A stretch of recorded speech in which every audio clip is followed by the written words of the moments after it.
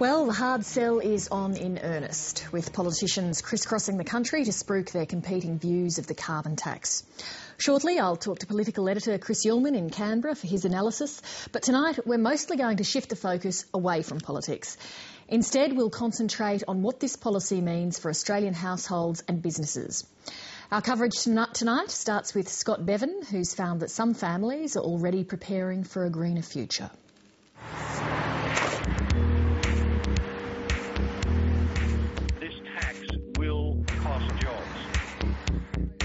I applaud what's being done. It's the morning after Carbon Sunday and a nation tussles with two big questions that the Prime Minister set out to address. I want to talk to you tonight about why the government is putting a price on carbon and what this means for you. We need to stop looking at the dollars and cents here and there and look at the big picture. Bitterly disappointed and distressed. Long term, I think this will be a very important day that we're actually making a step to reduce our carbon. In a northern Sydney suburb along a line of roofs, there's one that indicates when it comes to leaving a carbon footprint. This home's owners, Jason Young and Alicia Campbell, are trying to tread lightly. So this isn't just your backyard, this is also your power station, huh? Yes. How many have you got? We've put 18 up there and it gives us 3 megawatts? 3 megawatts. And what's that mean in terms of household use? Most of our summer, in fact all of our summer electrical use and most of our winter. Wow.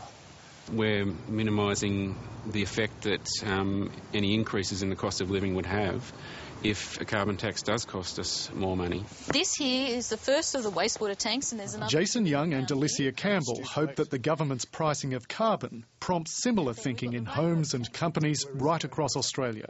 I'm quite sure and quite positive that everyone would adapt. The longer you put it off, the more opportunities are lost, particularly for the economies.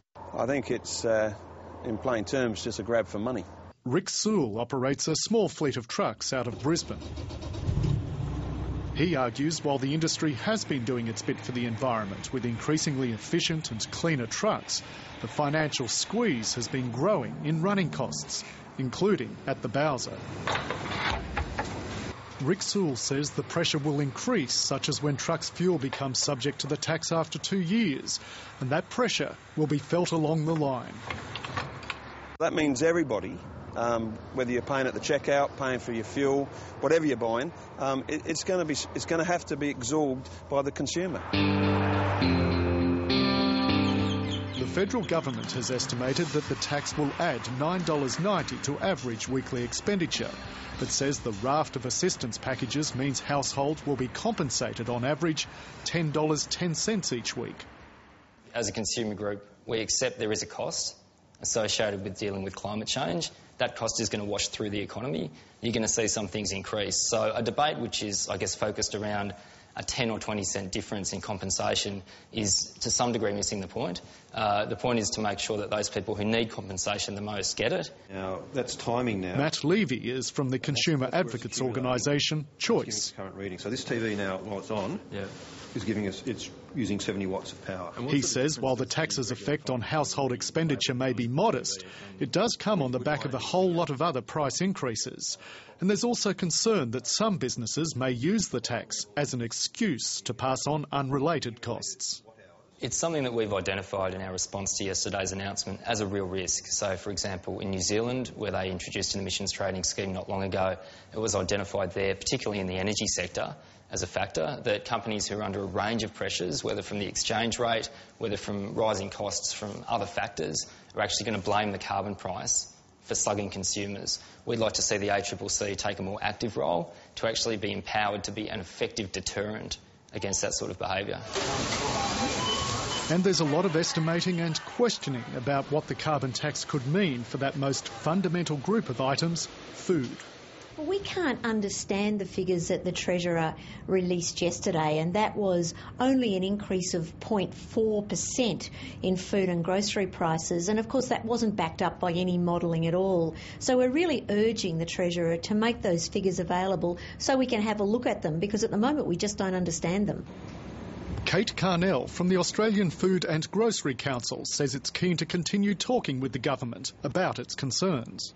Right across the supply chain, we'll see incremental increases, but the real concern for us is that the same increases won't hit imported products. So Australian manufactured goods will be just that much less competitive with imports that are already cheap because of the high Australian dollar. I think it's very complex. I think it's going to be very costly. And I think it's crazy. I don't think Australia's ready for it. I don't think Australia needs it. To Jason Young and Alicia Campbell, whatever financial costs the carbon tax may bring to their family is minuscule compared with the toll that could be exacted if more isn't done to combat climate change. It will be painful and uncomfortable if we have to pay more, but in the long term, I'm making a difference and I really care about that. I can look in my children's eyes and know that I'm making a difference that will make their world better and their children better, and that's more important than money. Scott Bevan reporting.